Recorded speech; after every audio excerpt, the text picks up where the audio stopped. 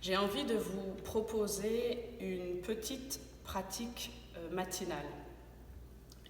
Alors qu'on commence à bouger dans notre lit, on commence à cligner des yeux, la lumière tout doucement du matin vient nous dire bonjour.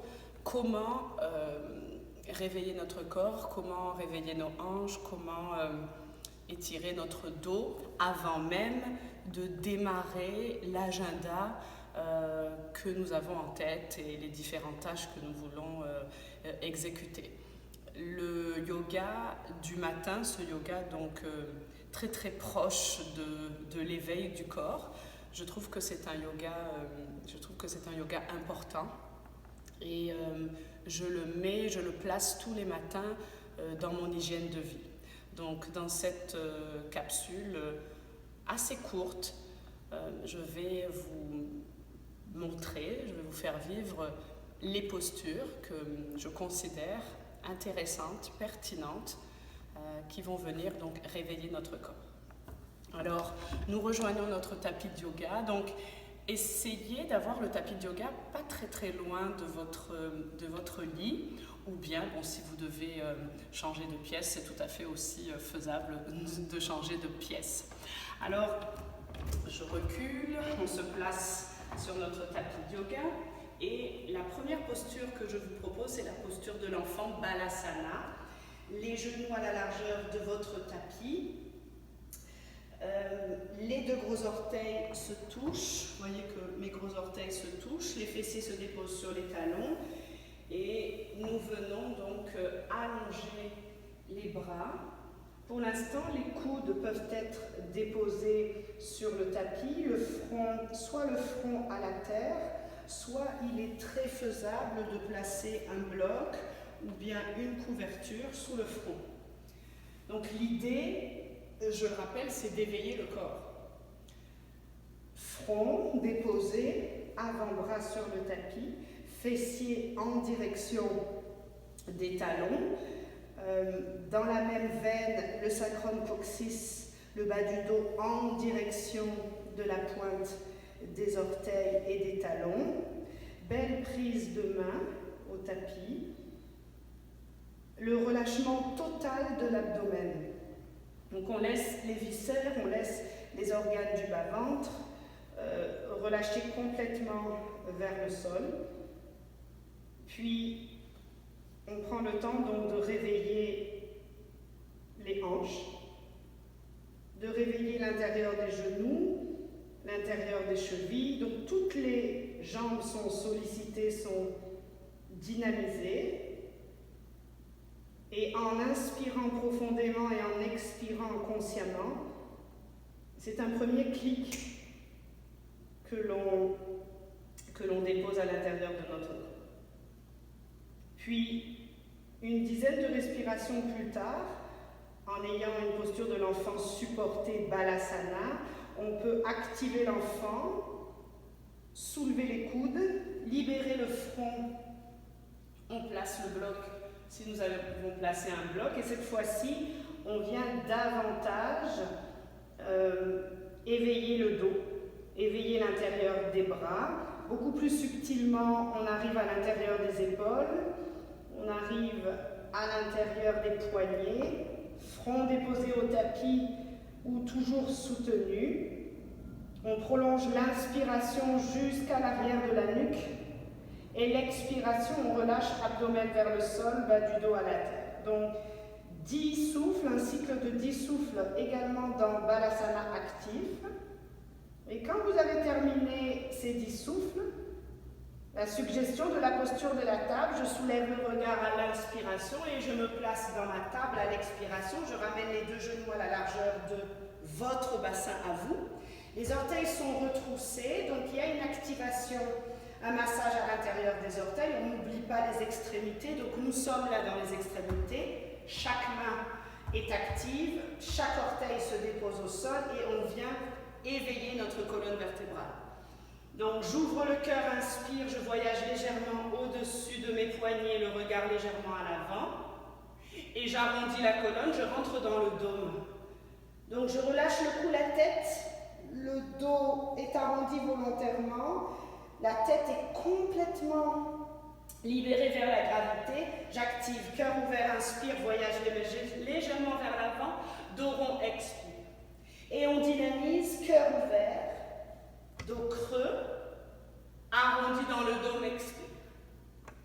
À nouveau, j'ouvre le cœur, donc un cycle de 10 souffles, ouvre le cœur, inspire, arrondi, expire. Quand vous avez terminé le 10e souffle, cœur ouvert à l'inspiration, dans le dôme, expire, arrondi, coup de tête relâché. Puis dépose le dessus des tibias sur ton tapis, le dessus des chevilles également.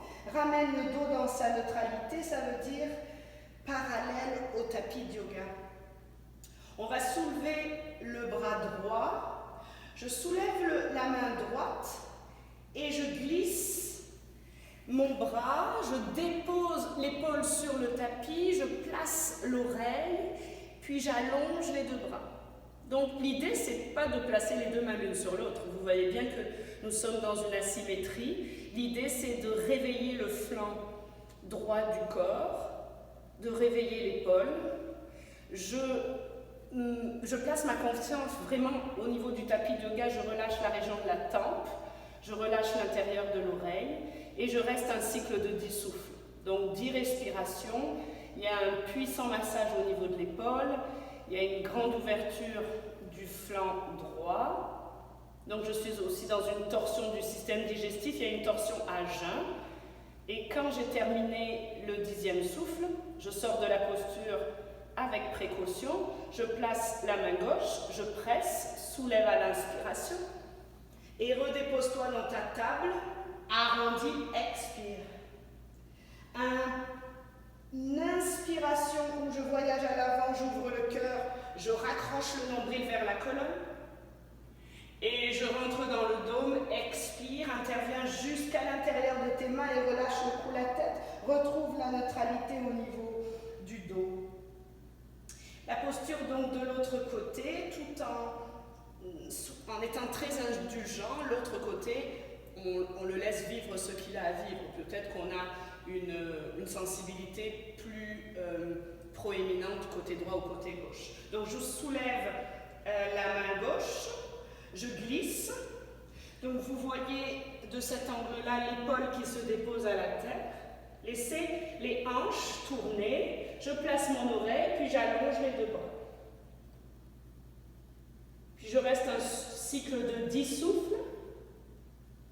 Je laisse la tempe se déposer complètement sur le tapis. Je suis donc à l'affût de ce qui se passe dans le moteur de mon épaule. J'ai une torsion au niveau du système digestif, c'est léger. Et j'ouvre surtout donc le côté gauche de mon corps. Puis au bout du dernier souffle, le 10e, je place la main droite, celle-ci sur le sol, presse, me permet de me soulever. Puis tout doucement, je ramène les deux genoux ensemble, j'expire dans une version plus introspective de Balasana. Je relâche tout doucement, paume des mains vers le ciel, front sur le tapis si c'est confortable, ou bien la possibilité de placer également le front sur un bloc. Je relâche mes épaules, vous voyez comme elles sont lourdes, pour leur indiquer justement la liberté de s'alourdir. On peut tout doucement bouger. Puis, je reste 5 respirations dans cette transition. Puis, au bout de la 5e respiration, je soulève le regard, je place le bloc sur le côté et la dernière posture proposée, c'est le chien tête en bas. 2 variations dans le chien tête en bas.